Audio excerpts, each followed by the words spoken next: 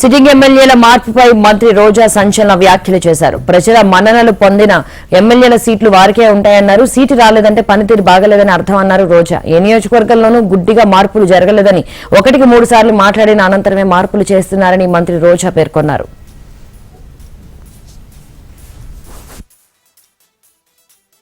వచ్చేటప్పుడు ఖచ్చితంగా ప్రజల్లో ఉండి ఖచ్చితంగా ప్రజల మన్ననలు పొంది గెలిచే సీట్లు వాళ్ళకే ఉంటాయి.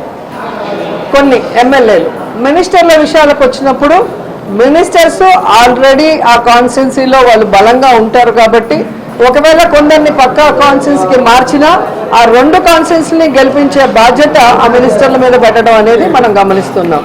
నిజంగానే ఎవరికైనా సీటు లేదు అంటే 4.5 సంవత్సరాలు మనకి అవకాశం ఇచ్చారు.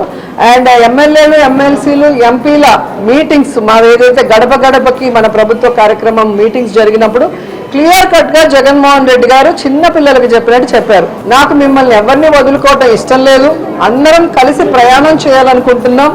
నా వరకు నేను ప్రజలకు ఇచ్చిన ప్రతి వాగ్దానాన్ని ఎంత కష్టమైనా కూడా ఈరోజు నెరవేరుస్తూ ఎక్కడా కూడా ఎవరికి ఇబ్బంది లేకుండా చూసుకుంటున్నా.